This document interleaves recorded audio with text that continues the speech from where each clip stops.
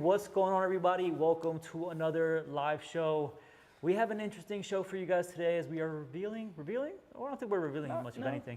But we're going to be discussing a new series that we're coming out with. But as usual, thank you guys for joining. Make sure you hit the like button on the stream so we can share this out with the people and have more people involved in the conversation. But without further ado, Felix, let's just get into this. I mean, let's get into it, but before we get into it, if at any point in this stream you guys have any questions, make sure to leave them down below. Hopefully they're related to what we're talking about. Actually, if there's something lingering in your mind from previous live shows or just something you want answered, please put it down below. Yeah, for sure. And I mean, I think it's kind of already like a given that whenever we do these lives, we're talking to the people in the chat. For sure. We have our usual suspects. Speed Breaks. What's up, man? Who's Speed Break? That is Chris. Yeah. Which Chris? Chris Lamp. Silver GT3 RS. Okay. Yeah, GT Silver, sorry. Awesome. What's up, Chris? Madman. But yeah, we have conversation Simon's with people here. in the chat. What's up, shout Larry? out to What's our up, usual Simon? suspects, Larry, Simon. It's getting hot. Okay. No, it's getting hot. We're going to be here cold. But all right, so the topic for this week is revolving around lap time, right? Because we are releasing a series of just lap time videos. This is something that's been requested for a little while now, where people just want to see the lap online. We did have a series last year where we were doing just straight up walkthroughs, turn by turns. You did one. I think Ryan did another. We had a couple people joining on that. But ultimately, some people just wanted to see the lap, car specs, and send it. Shout out to Melanie. That's the new nickname. Anyway, what's up, Melissa? But we are releasing this series, so it's just a lap time. We released our first one yesterday of your lap at Barber Motorsports Park in the orange car. So if you guys watched the video, or if you didn't watch the video, go check it out on our channel. But if you watched it and you would like to see more information, this is the time to either put it in the live chat now or to comment it. But Felix, tell us a little bit about why we're putting these videos out. Yeah, so the reason we're putting these videos out is so people can relate. Honestly, it's tough because in the video you included a lot of stuff. You even included weather, where we included tires, time of the year. Sometimes it's hard, or you see someone else running this video at Barber Motorsports Park where we were, or at G2, or at Eagles Canyon Raceway, and they ran it in 2020 or whatever, and you're there in 2025, and you have the same car, same setup, maybe better tires, and you just can't get there. And I mean, for that one, it's super easy, right? Like the track conditions have changed. So the reason we're just being transparent is so people have something to relate to. And then the other thing I really like, or the other thing we'll be doing, is they're not just going to be videos of me, which is great. So it'll be Jorge driving, it'll be Alvin, because we're all of different experience levels. Ryan as well, at different tracks, in different weather, in different cars. Yep. So I guess we'll try to make most of them like somewhat quick laps, but it'll just be like what we're able to do on the day, right? Yeah, and I think that's really the point, is to show, like, I'm not doing your lap times, right? So, but I also don't have the same experience that you do behind the wheel. Of course. So while there may be some people who are maybe novices, maybe at my level, and they may see your video and like, dude, I'm doing a 131 at Barber. No, buddy, you're not. Yeah. So it's really just to give people a realistic idea as to what's achievable in these cars at different experience levels. Now, we're putting in there the driver experience as well, right? So if you saw, it had Felix's name, his credentials as far as his driving experience is concerned. So you kind of get an idea. If you're an advanced driver driving about that long, still doesn't mean that you can achieve his lap times, or just because you might see my experience level, you might even be faster than me, but it's kind of just a reference as to what you can expect out of one of many of the cars that we are capable of driving here. Yeah, and I think what I like about it is it's gonna be where you are, and also kind of what you can achieve, or what's like down the road. If you're in your car and you put enough seat time, right? and you drive it for a couple of years, and then you end up putting sticky rubber on it, it's a place too where you can get to, right? But without like overshooting. Because I've talked to a lot of people that have seen some of my laps, and they start saying like, yeah, my customer has the same car, same tires, and I told them it's a 14 car, and I'm like, I don't think it works that way. But I mean, yes, the car is capable of running a 14, but is the driver capable of running a 14? You know, how much experience does the driver have? So that's why we're throwing all that information in there, guys. So if there's more information that you guys want to see, we are also including a complete part list with links. We do not have affiliations with, the only affiliation we have is with OpenTrack. That's it. So if you guys click any of the parts links, we do not get any monetary compensation for that. Hey, if you guys are one of the part manufacturers that we are kind of promoting, hey, go for it. But those are just the parts that Felix has put on the cars after years of testing, and it's kind of proven at this point, at least for our crew, that they work. And we're all running the same cars. We're not running a different setup for me than we're running for Felix. All the cars are aligned to Felix. All of them are aligned to Felix. Corner balanced to Felix, but we're all just driving them out there, so there's no real distinction between the setup when I'm driving it versus what Felix is driving it. Well, I guess that might be a cheater thing to say, right? Because the DSC box in the GT4, you might be using it in a certain setting, so maybe we'll add that information as well. Yeah, so if you guys have any suggestions on how technical we need to get, I obviously want to, I don't know if we included camber specs and all that, but I definitely want to include full setup. If I change the rake at all, I want to make sure to add that. We're just trying to share information, and hopefully it's helpful to someone, right? Yeah. All right, so we've already expressed it enough, what we're doing with that new series. So please, if you guys have any suggestions on what you want to see as a part of those lap videos, add it to the comments, send us a message on Instagram, and we'll be sure to add that information. But tied to that topic, we did put out a poll or a questionnaire on Instagram asking about what questions to kind of ask Felix about. And we got one that was kind of tied to topic anyway. Okay. And it came from Andre GT Adventure. What advanced techniques should a driver master to get under a 224 at COTA in a GT4? Felix, you're the madman trying to get below 20s in a GT4, so I'm gonna pass to you. But did he say just one technique or what techniques? It's a few, right? What advanced techniques, plural? So I think in a GT4 that doesn't have the power that we've learned and struggles at COTA, at least compared to 500 horsepower cars like the GT4 RS, GT3 RS, I would say definitely to get into the 24s, you definitely have to start understanding understeer, oversteer, understanding vehicle dynamics by that point. And to get there, you need to understand what a sway bar change does, when you need it, and by that point, you must be like at least 80% accurate if the car is doing something, whether it's you or the car. Obviously, by then, I'm also expecting you to know trail braking, right? Which is a super important concept. Then again, a lot of people say, I don't need to trail brake to get under sub 20 or whatever. You need to understand the concept and you need to know where it applies. But I think a 24 in a Cayman, and it's probably going to be on street tires, is definitely like tearing it up. That's a pretty smoking lap, I guess. Yeah. Well, we'll get to it. Looks like Larry's suggestions is in there for the long the videos, so we'll definitely add that. But I think most of those things apply to any type of driving, right? Whether you're in a GT4 or any car. And that's an important distinction to make as far as learning what the car is doing because you're making it do it, or because the car that's just an innate behavior that the car has, which we've made a video on. If you want to know more about that, check out the videos on our channel.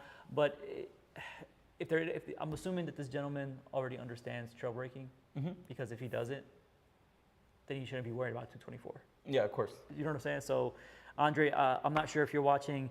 Let us know a little bit about your setup, and if you do understand whether or not your car is doing something because of you or because of characteristics of a GT4. I'd be curious to know. So put that down in the chat if you're watching us at this moment. But I think for the most part, those things kind of apply to any type of driver. Yeah, and honestly, like I said, to get in the 24s in a GT4, you got to be tearing it up. Now, a lot of people will see other videos, or they'll see like our videos on our car that now has a wing. It's got sticky rubber, and they're like, ah, well, he's in the 23s. I can be in the 24s. Well, yeah, but it's like if you're on street tires and you're driving the car to and from the track, it's kind of a stretch out there. And so to get a 24, by far, you're gonna have to understand vehicle dynamics. You're like you're almost the tip of the spear of the GT4s to be doing that. So you're not gonna do that year one. You're definitely not gonna do that year two of driving. At that point, you must have been in multiple cars with a crap ton of seat time. Yeah, I mean, I think I recognized because I looked at his Instagram, and I've seen the car. Okay. So I think you've seen him around. He does a lot of driving. I think he has a fair bit of experience. And I remember talking to this about you, like when I first started driving, I'm like, dude, I'm gonna get into the 20s, and you're like, dude, that's pretty fast. That's pretty fast in a GT4. I'm like, I'm gonna do it anyway. We haven't gotten there yet, but that's all to another topic. And I mean, yeah, I'm sure he knows this because he's got laps in the car. But again, I feel like a GT4 is a well-balanced car that's kind of volatile. Yeah. Right? Because of how well-balanced it is. So you gotta keep yourself on. You gotta stay on your toes. All right. So we got Larry commenting here. The main thing I had to do to learn to drop a second in the GT4 was what my old CDI called harnessing my inner aggression. I don't know. Sometimes I feel like Larry harnesses that a little too much on the track. Sometimes I feel like Larry's just like, oh, you're going to do what I tell you to do. But hey, honestly, I feel like sometimes I need that because I'm too worried about doing something wrong. And that kind of restricts me too. So, but I guess to further along the conversation with the video, with these lap times that we're putting out there, right? Because eventually we are going to put your GT4 lap at COTA with all the specs and everything. How achievable is that from the, as far as a realistic perspective for Andre, since he is asking the question, to watch that video and go, okay, I can do that. What are some of the things that they can probably extract from watching, let's say your footage, because you've already crossed that 24 threshold, that he can then take to the bank and try to apply himself? I think that the biggest takeaway from him looking at one of our laps is obviously, I don't know if it's that obvious, but I probably have a couple thousand laps at COTA, and I'm always trying everything and anything. Yeah. And sometimes, like, I don't know if he might be local, but he might be from Eagles Canyon. Anyways, the most important thing in Austin. Right? Yeah, I want to say he's in Austin. Okay. Well, the biggest takeaway is going to be line and vehicle placement in a GT4 for sure. Like through the S's, I feel a lot of people enter pinch and a lot of people enter a little bit too wide. There's kind of like a sweet spot to go through there. Obviously, we've all eaten all the S's a few times. Yeah. So that's like a no-brainer. Just try to stay on track. And then the biggest takeaways through 6. I wish I had a better answer to make these GT4s faster, honestly. Yeah, it's kind of tough. I mean, the nature of the car plus driver experience kind of dictates a lot when it comes to trying to achieve a lap time. Yeah. But I guess making sure that your line is proper. Yeah. First and foremost, that you're hitting all the markers. But as far as an advanced technique, I don't know what you've been in the car with me as my instructor. What would be an advanced technique that you would think that intermediate to novice drivers aren't utilizing? Intermediate to advanced. Intermediate to novice drivers. What are some advanced techniques that maybe Larry and Jeff, shout out to Jeff, by the way, we see you in there. Maybe these are advanced techniques that you guys have in your tool chest that maybe novice to intermediate drivers haven't gotten there yet. Yeah, I mean, I'm just going to go back to one of our previous videos, the whole reactive versus proactive, right?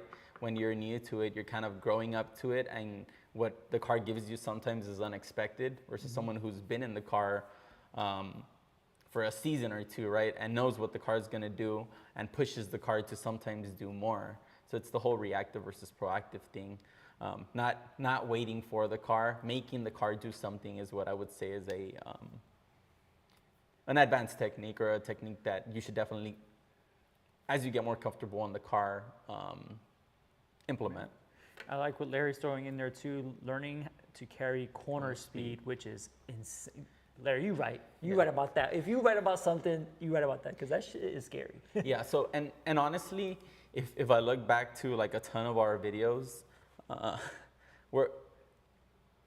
if you look at our slow corner speeds, or the mishaps that we have, they're usually in the slow corner stuff, right? Because we're not as scared to push on the slow corners because we're going 40 miles an hour and a catch is like attainable. So I feel like on the slow speed stuff, sometimes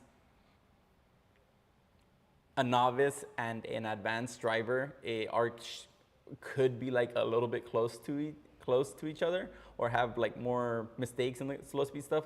But getting comfortable in a car through the mid speed and the high speed stuff is the biggest gain. But I understand it's the place like where people look to last because it's the one with the highest consequence. Like if we look at your upset in turn VIR, turn 1 and 2, right? Yeah. You had that big snap. Like if I put my model an hour next to yours there, we're gonna be the same. We're gonna be super similar. Now I do believe that there's a ton of lap time to be made in the slow speed corners, but you're pushing the limits of the car there, right? Yeah. But then we enter 4, and you're definitely hesitating to enter that when you're supposed to be like sending it in there, but you're not going to because a correction there is gonna take way more bandwidth, right? Yeah, listen, when you say stuff like that, you're like, yeah, you were probably sending it in there roughly the same mile an hour. I've looked at almost everybody on the team's footage, and I can tell you that I'm not. I can tell you that I'm not. My issues are more based around mistakes that I'm making, whereas you'll send it in there faster, but you know what to expect, so you'll make the correction. And again, I don't know, hey, Andre commented, knowing that this is going to be answered on the live, so I hope he's not expecting a response back as far as the Instagram is concerned.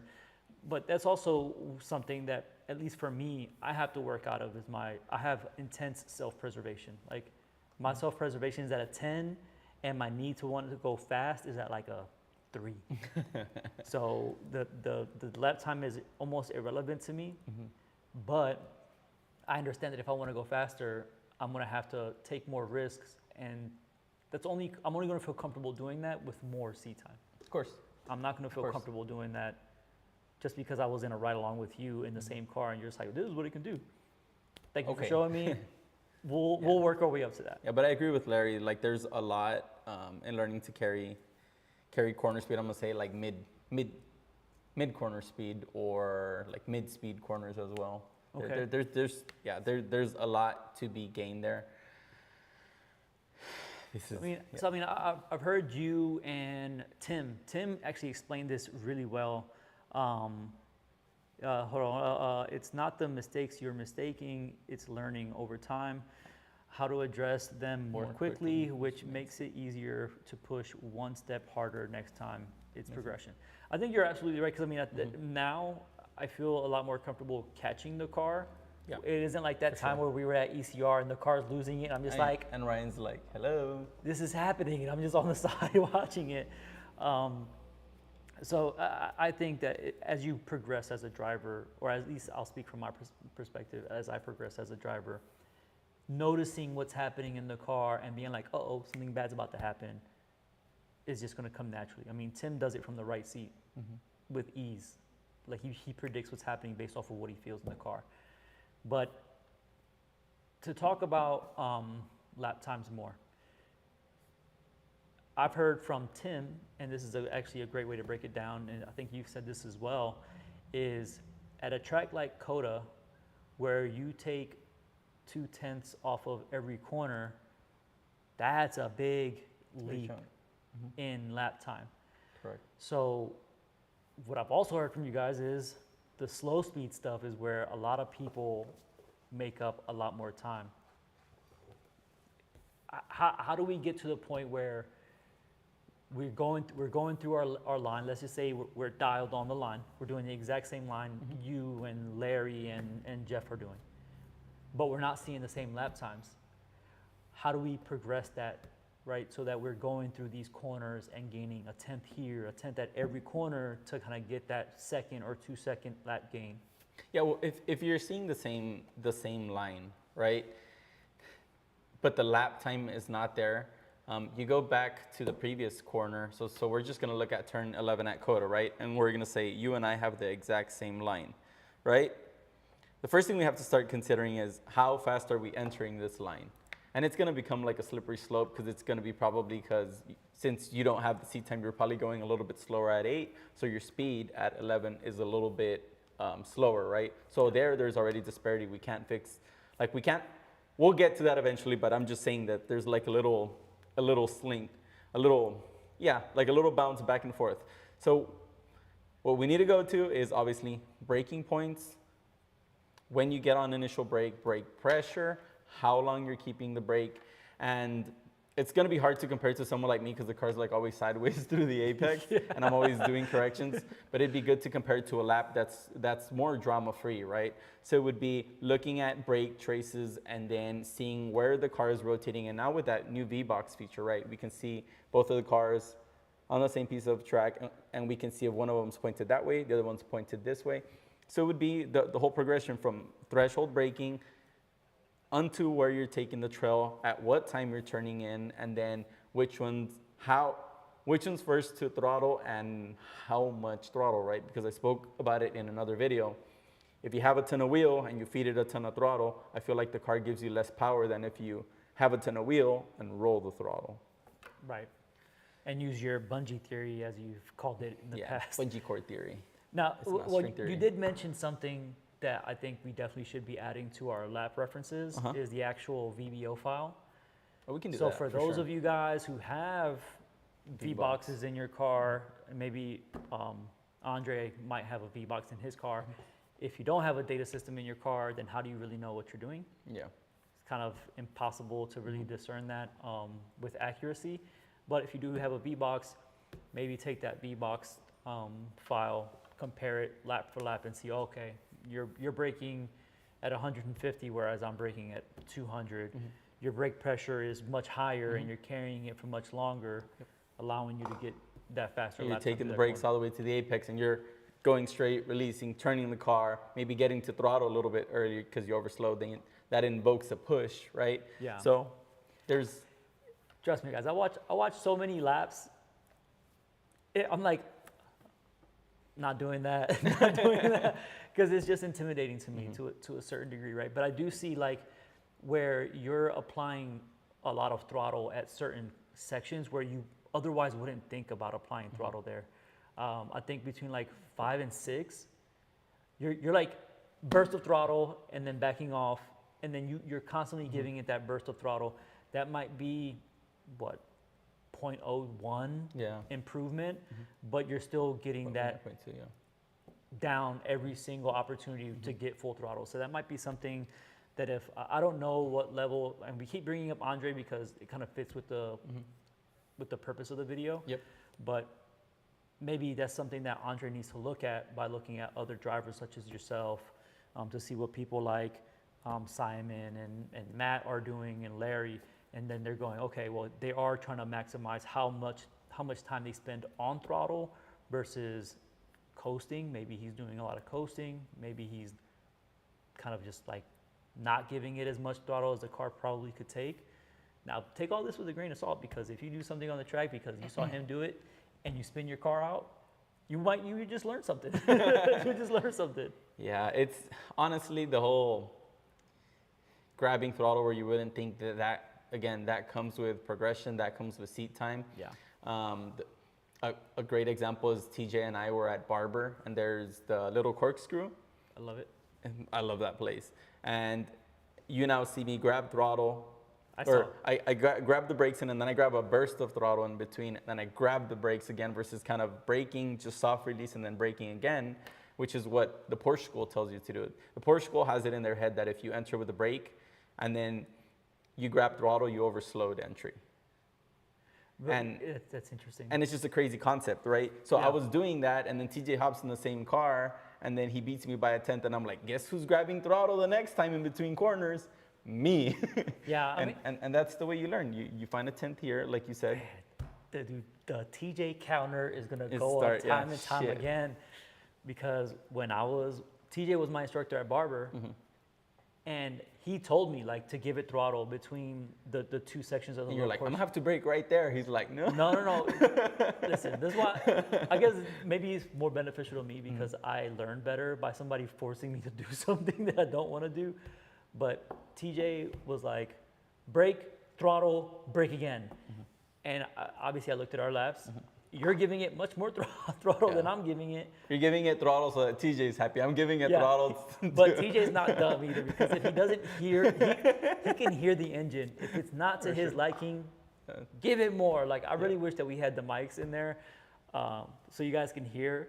But when you do something that TJ likes in the car, he's Just giggles. happy. He's giddy in the passenger seat, clapping and stuff. So it was a good time. But that's, again, just to call out another distinction. You're like giving it a burst of throttle. I'm just like, eh. And you can tell like the car's barely hanging on that second downhill, and I'm just like, okay, well I gave it too much. I'm gonna live with it, right? But I think that's what makes it fun at that point. It's For like it goes from me, at least for me, being scary to kind of do what TJ is saying, because TJ is like, no, you can brake later than that on entry to the corkscrew. Then you lift, throttle, lift, brake, and then go to the turn.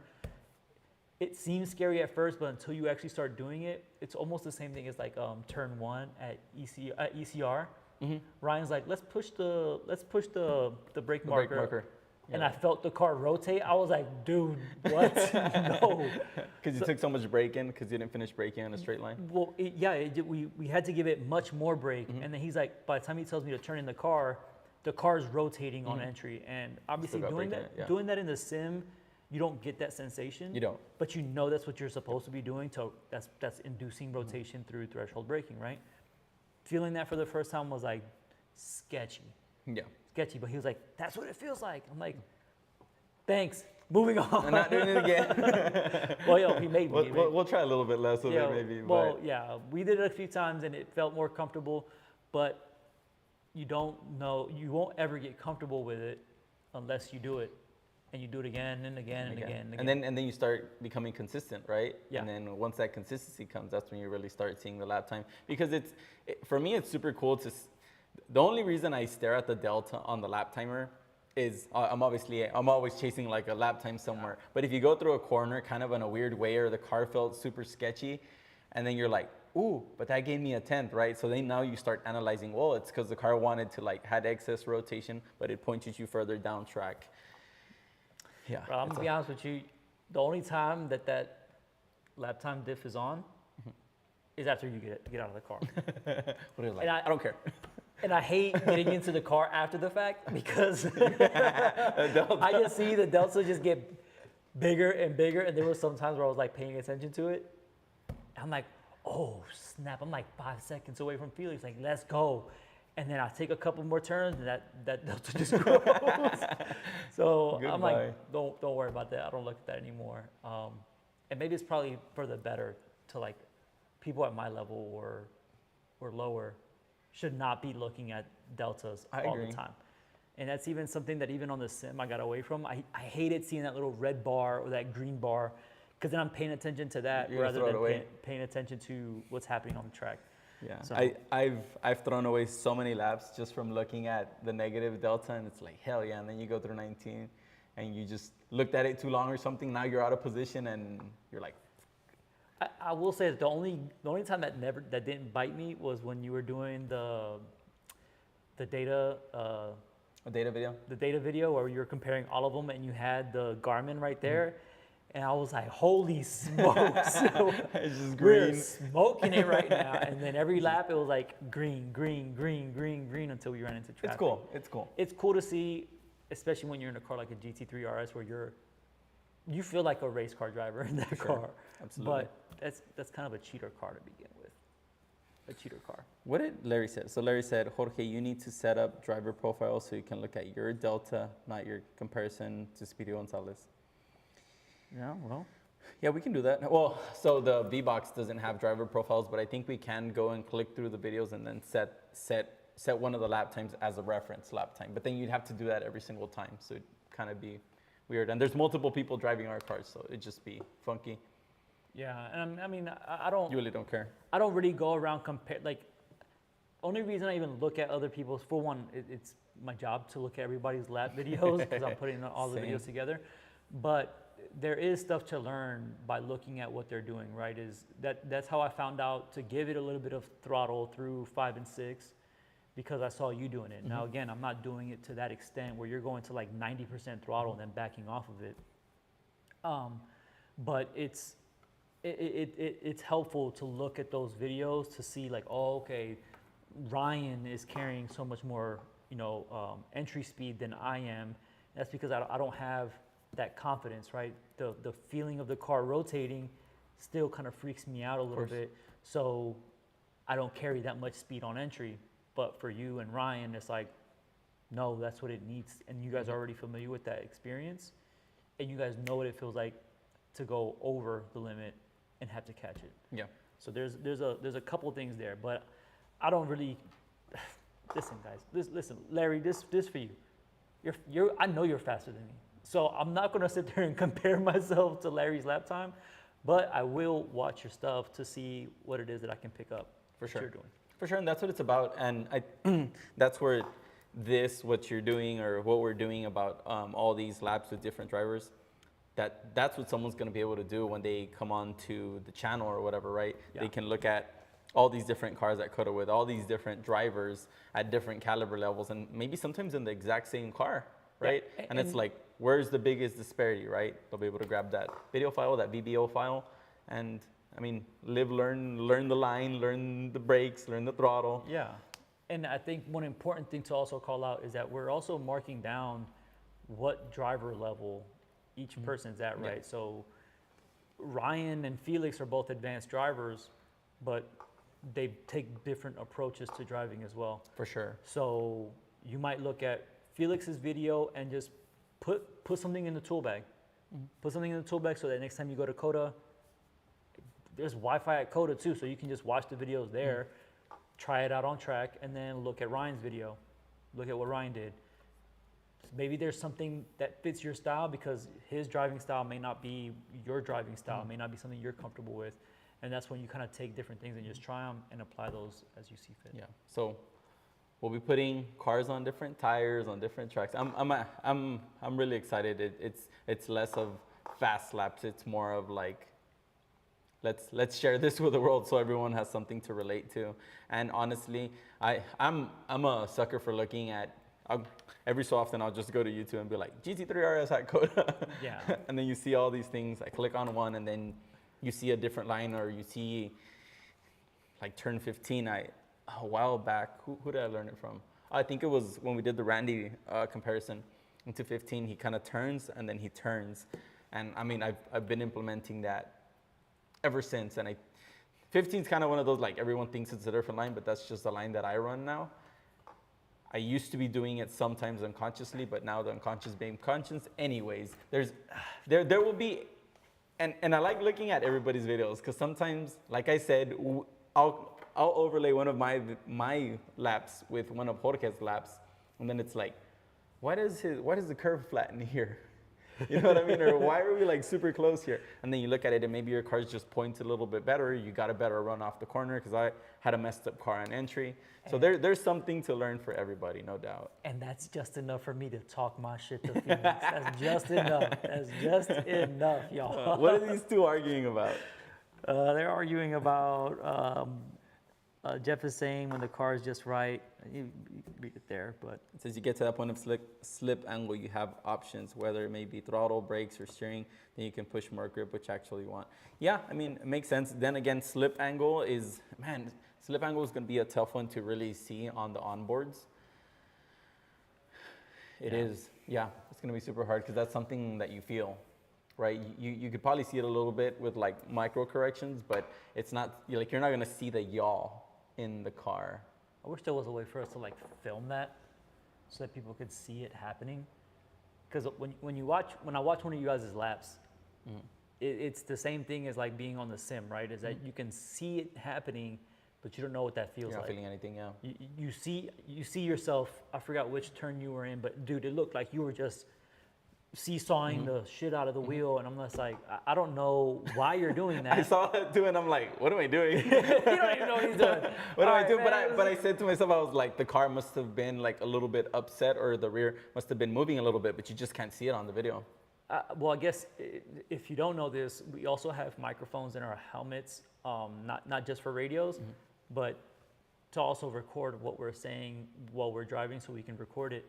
I don't know if everybody can do that, but Well, I'm just saying for our laps, for our lap references, maybe we add a clip at the very end with you talking, because you talk to yourself a lot. I talk to myself a lot. You talk to yourself a lot, and when I'm in the car, I can't start talking, because the second I start talking, I lose track of everything that's happening in the car, and I lose it. And this is proven. Ask Ryan.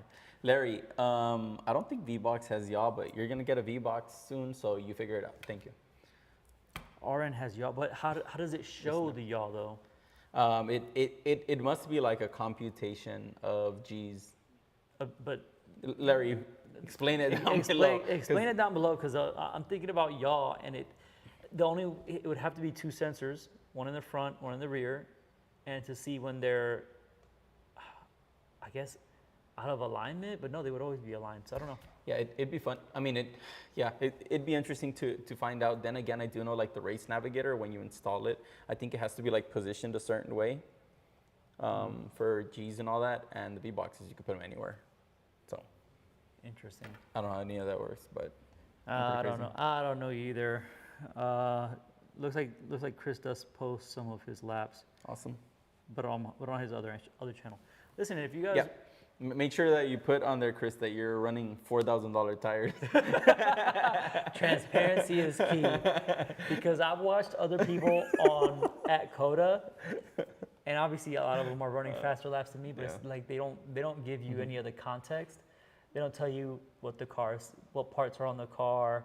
Like, there are people on YouTube right now that are running like fully dunned out cars that just say GT4 RS, and it's just like, but you're not telling me that you're running, 70K worth of parts. I'm never gonna do that. Like, you're not saying that you're running all that, so you gotta be transparent, I think, to set realistic expectations, because that's why we're putting so many details into this, is to set realistic expectations.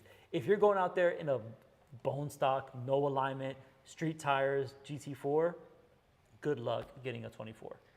Yeah, there's no way. I mean, if you're in a 4RS with a bone street, like a bone stock alignment, good luck getting a 24 in a 4RS, because the car's just like, it's not gonna do anything, Dude, right? Should we try that? No, we're not gonna try that. There's no way. Tires. There's no Felix way. is like, no, we gotta watch out for how much money we're spending on tire, guys. Even though we have thousands of dollars in tires. I got a decent budget, but I'm not gonna just destroy a set of tires. No, we have Ryan for that. Yeah. We have Ryan for does that super well. So Larry's saying, yes, his race navigator has to be oriented correctly, and then you'll tell the RN in software what is the installed orientation. That's crazy. Shout out to Grayed777. Who is that? Who is great? Who? I mean, ask him. I guess we just did. Is that Grayson? Is that Grayson? That's not Grayson. Maybe it is. Grayson would shoot as a heart though. Huh? Grayson would shoot a heart though.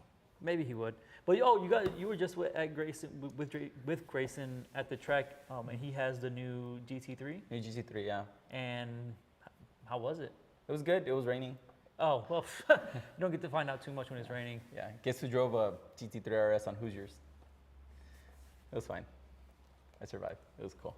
See, this is the type of stuff that Felix does. Oh, you know who this is. Yeah, okay. The slowest one. Yeah, the slowest one. Slowest GT3. Anyways. But, I guess speaking of GT3s, what's up with our GT3? Yeah, so we just picked up our piss yellow What? GT3. Oh, it's about the color of this shirt. It's worse. It's worse. It looks like, yeah, you know what? On the stream, it does look that way.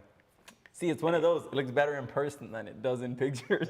Oh, That's literally the car. It looks pretty terrible. But one thing where John Salzman wanted to make a build that's different.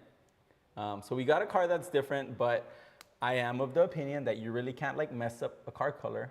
You could mess up a car combo. So if that thing was like piss green with a red interior, Okay. that would not fly. But if it's piss green on the outside and just like a gray interior, I think it works.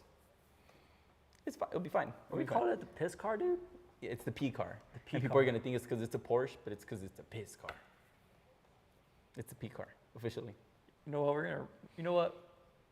We're gonna rainbow wrap it. Imagine people see like a vomit car coming at them so fast. People are gonna be like, "Oh, that vomit car! Let me get out of the way." But I guess the good news that's coming out of us getting a new car is that independent series of videos are gonna start coming out on a lot of installs and track prep. So if you guys want to see that content, make sure to subscribe to the channel, hit the notification bell if you want to see that, because the cars do undergo a significant amount. Yeah, Grayson, yes, it's Cartagena yellow, and Larry, it's more like washed out piss yellow. It's great. It's one of Grayson's favorite colors, honestly.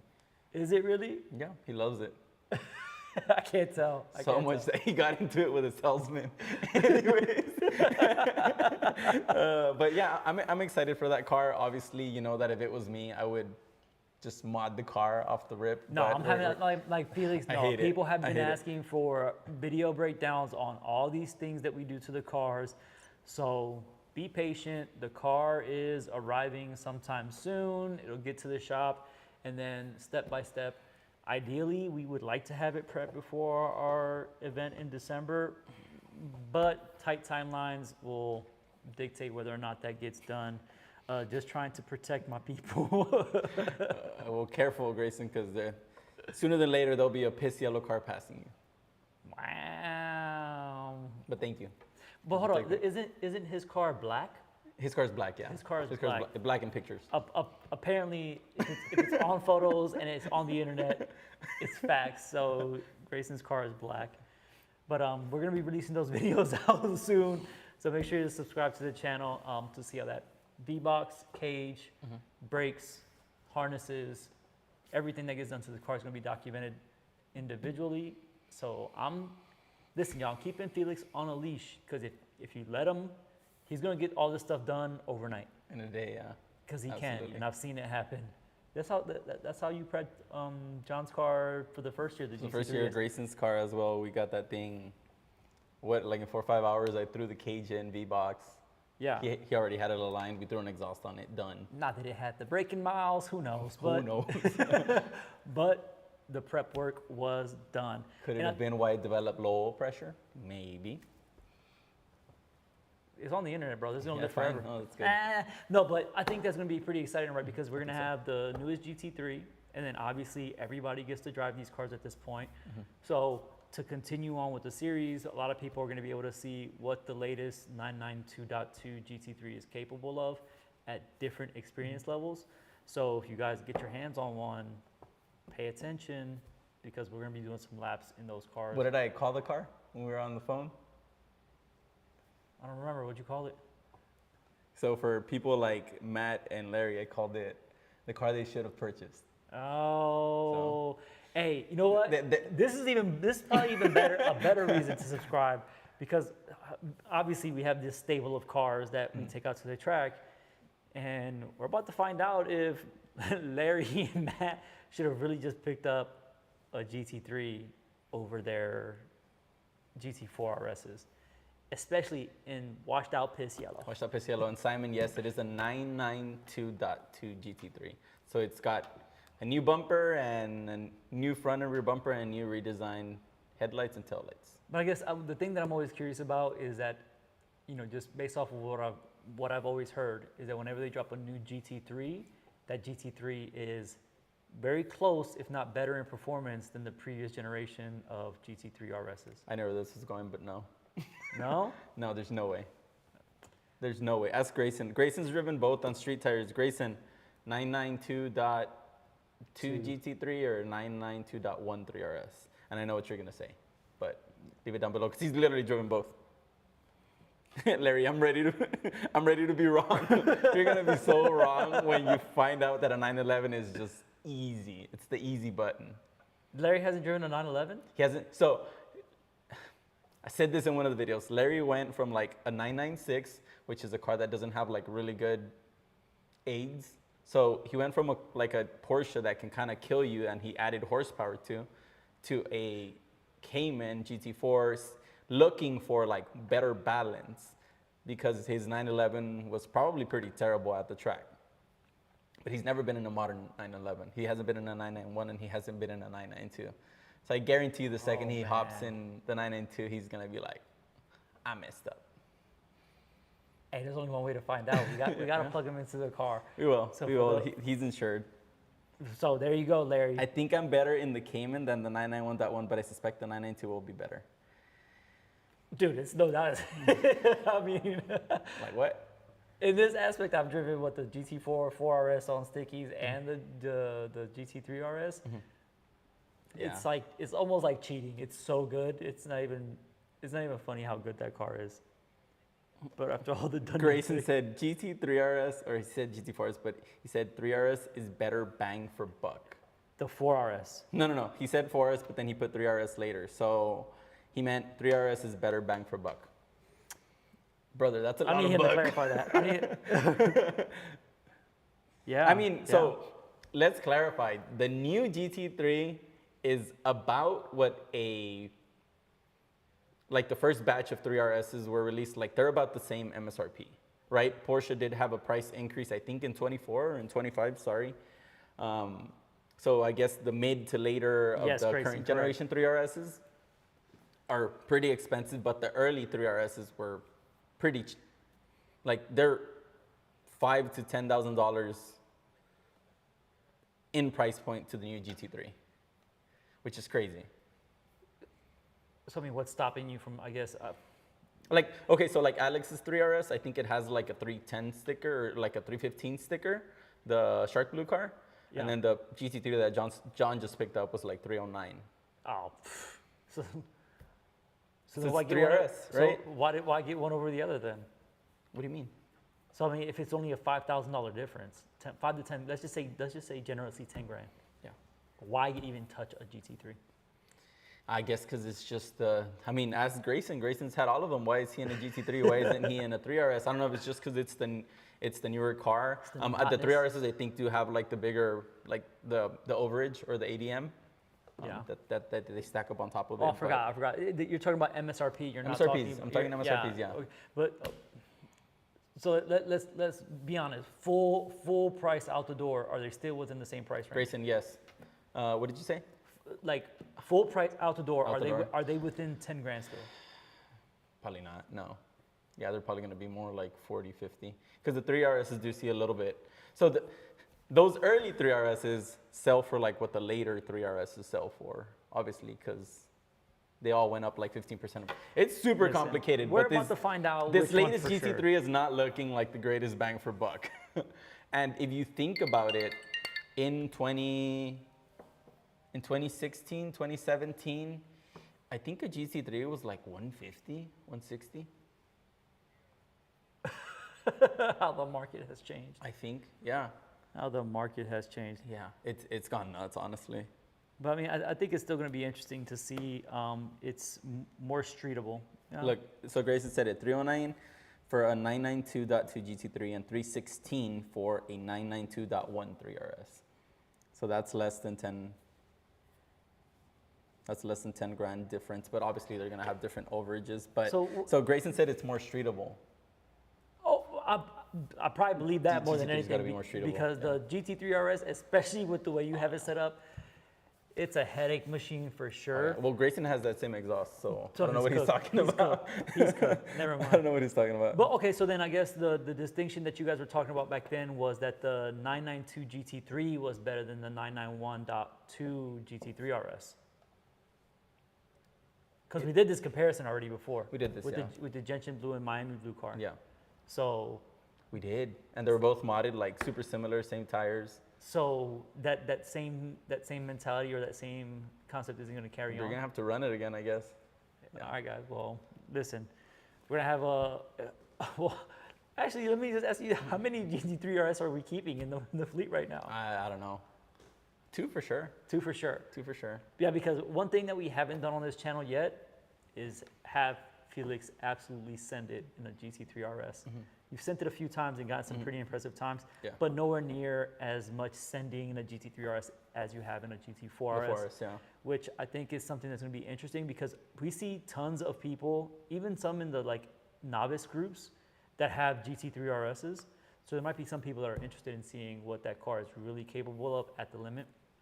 So only one way to find out is to strap you in. I honestly like, I don't know how many of these cars are actually gonna hit the track because they're so expensive for what they are, like the new GT3s.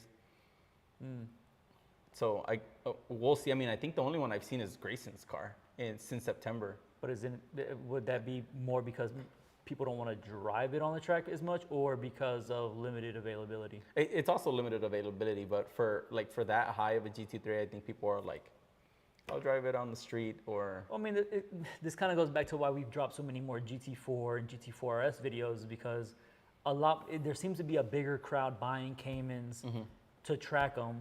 Correct. Than there are people buying. Like I think it's safe to say there's probably more GT4 and GT4 RSs on track than 3 RSs. Dude, there's so many 4 RSs, it's crazy. Yeah, so we'll see. But guess what? We got the car. Yeah. We might as well send it. Well, when I say we, I'll say him. I'm just gonna drive it like Miss Daisy around the track. Yeah, I think we'll take it through its whole development. Maybe it'd be a good idea, but I don't know if I'm willing to just drive it with like a bone stock alignment and then see like the gains. No, you just told me no. You just told me no Man, like 2 seconds ago. But no, we're not doing it that. would be cool to see it, right? But then again, it's not gonna be like weather to weather, right? Or day to day. So it's like, why do it? You just said you didn't want to spend money on tires, so let's just keep it at that. And then Simon's asking about a GT2 RS. That's a good question for Grayson, and Grayson just answered. Simon should be revealed first quarter of 2026, but expect probably like a $400,000 or $500,000 MSRP, probably $500,000 MSRP. I mean, that sounds about right based off. I mean, the GT3 is 300. Yeah, it's got to be something. And it's probably gonna have a crazy ADM. And you're using this acronym. What does this acronym mean? A dealer markup. Okay. Yeah. That's wild. Yeah, it's gonna have a crazy dealer markup. That's I know one car. Grayson's getting one because he was talking yesterday to some of the Porsche Austin peeps, and Grayson's in line to get one.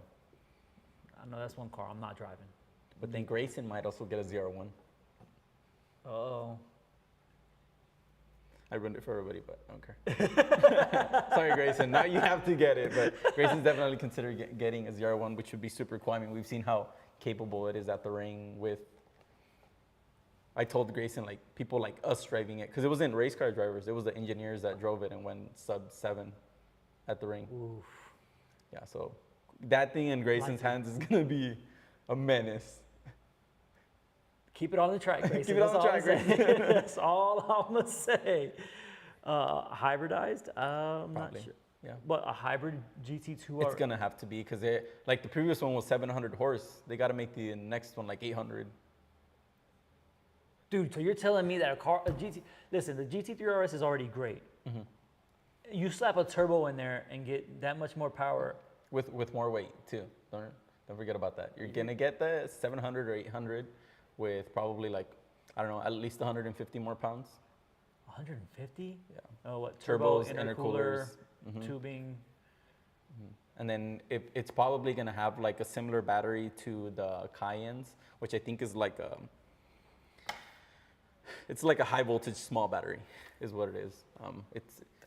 Who knows how it's going to do, but I'm just thinking about a GT3 RS with a turbo. That is insane. That thing's going to be cool. I mean, I don't even think, if it did 800 horsepower, dude. It has to be 800. Brother, you get MSRP projected 500, yeah, 500K with 200 ADMs. What?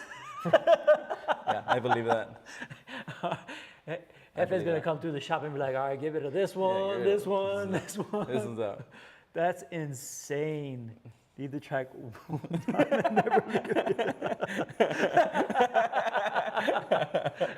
Hey. We say it because we like you, Grayson. Yeah, for sure. Hey, and you know what? He leaves his mark on all the cars. Literally, the wall is still there. No, Oh, shit, no, sorry. I'm talking about your name here. Does the GT3 have your name here? I think it is. I think it is a Your Name Here GT3. Maybe not. If This guy's it's crazy. not, then it's not a Grayson car. It's not a Grayson car, yeah. Man, I can't. I'm still a little bamboozled by this. The 991 GT2 RS will be a special car to hold on. Yes, probably, Simon, but I don't know if one with 50,000 miles like yours. It has 50,000 miles. I think it has like 20.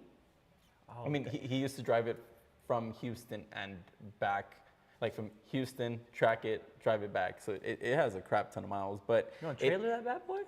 he does now. He does now. He does okay. now. But his car, I mean, it could be a car that just holds crazy value because it's going to be like the last of the non-hybrids.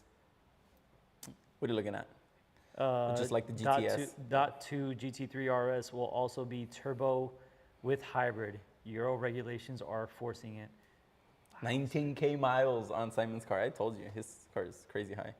But your car doesn't look as beat as ours, and ours only has like 4. Well, that's because of the TJ. Well, yeah. TJ counter. We need to add that. We need to add that to the board so we can add that on there. But that's because of the wrap. Because it's yellowed. It's yellowed because it hasn't been changed, and then especially around the exhaust. Oh yeah, I think it's extra cooked. Crispy. It's extra crispy. I remember the first time we had that exhaust. Grayson got a Soul exhaust. Alex got a Dundon exhaust, and the first time they ever tracked it with like straight pipes, it literally melted the film off the car. Yeah, dude. So yeah. So you see what Grayson says? No, the wall was replaced by the medical car in the M5. I remember, dude, that was a hard hit. That was. The medical car was hard. That was a scary video to watch. Yeah. Hybridized? No, I'm way past it. All right, guys. So I mean, man, it's going to be an exciting year to come. That's going to be Absolutely. That's facts. So just pay attention to the channel. Make sure to like and subscribe, guys. I want to emphasize that a lot. Oh, for those of you who are on the stream, please do us a favor. Hit the like button on the stream right now.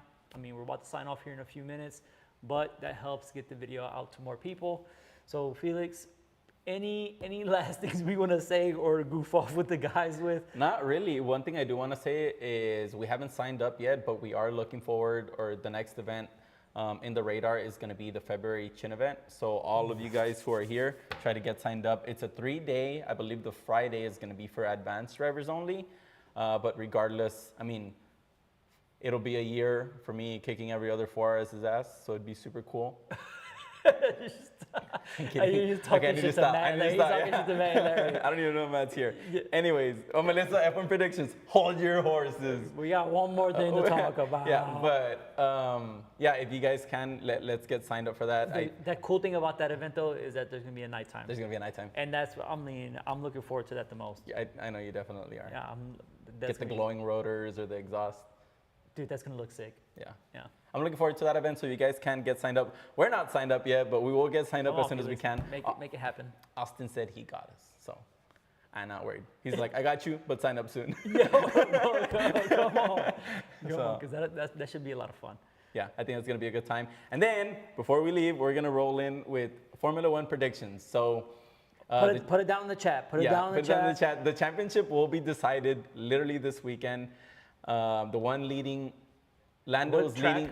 Track? Abu Dhabi. Okay. Lando is leading Max by 12 points. Yes. And then Max is leading Piastri by a couple of points. So for Max to win, Max has to be first, and I think Lando has to be outside the podium. Oh, so it has to be like fourth. Fourth, yeah. If Lando's on the podium, he takes it. Yeah. So basically, Piastri doesn't have a chance. Max, yeah, like if Max and Lando crash into each other.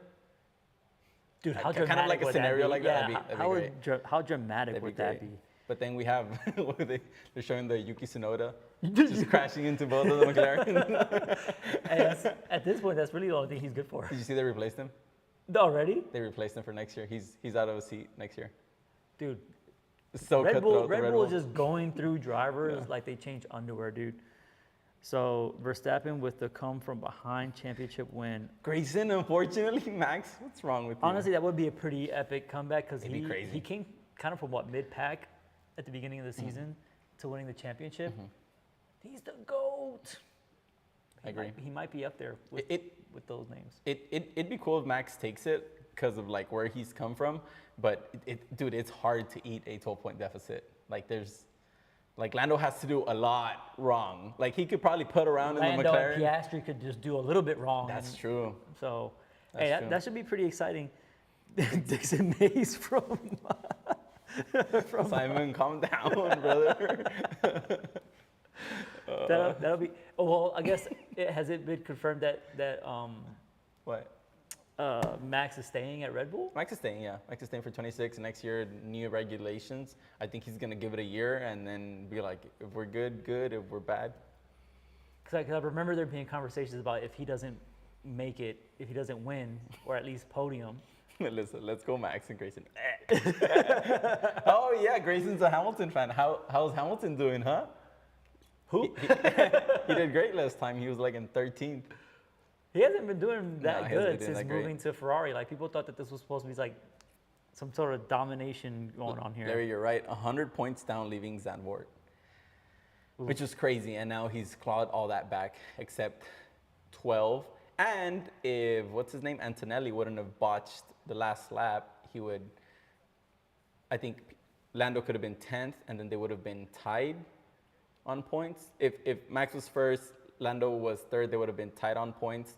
And I think the person with the max wins would win or something like that. So, Hey. yeah, Max would take it. Anyways. Who dat? Who dat? Who dat? Hey, that should actually be a pretty exciting race to watch. It's going to be cool. What, our time is going to be like, what, midday? I don't even know. Melissa, what time? Yeah, let the people know. Yeah. I guess while Melissa's letting us know that, be ready for our year-end live show, because that should be a lot of fun. It's not going to be just me and Felix here. It's going to be a lot of us. It's going to be a good group of us here goofing off. So we'll be reaching out to some folks to make sure that they can also make it if we can. But just mark your calendars as the live show is going to be after the December track event. After the December event, yeah. So before we go on Christmas break, New Year's, that Monday, we're going to be doing our final live of the year, and we're going to be recapping quite a bit because there's been a lot that's happened this year. I started driving. We went on the summer trip. We went to, what's the track that nobody can go to now? Flat Rock. Flat Rock. We're going to cry about that for a little bit. There have been a lot of off-road excursions happening at track. So make sure, like I'm going to keep saying it, hit the notification bell because we're going to be going live. If you're in Austin, maybe expect an invitation. And for all those of you who joined, thank you. One thing I will say, if you guys have any video suggestions or anything you guys want to see in these upcoming videos for the different drivers, different tracks, most of you guys have my number. Shoot me a message. Or just shoot it on Instagram because I have access to the Instagram as well. So I'll be able to see it and then make note of it so we can implement that. We're here to create content that you guys want to see. We obviously try to make content that's interesting, informative. We're here to help people or help the community, but if there's something you've been really wanting a strong opinion on, send it our way. Oh, we can give you a strong opinion, all right. Now, whether that's going to make or break some relationships, it'll be straight here regardless. No comment on it. Hey, summer trip joke. There you go. All right, guys, that's all we got for you guys today. Thank you guys so much for joining. Thanks to our usual suspects who are always showing up. Nice to have Grayson come along this time as well. I'm glad I could be here for you guys. Thank you so much, Grayson. We appreciate that. But that's all we got for you today. Parting words, literally the last words. Go. Don't suck. Don't suck.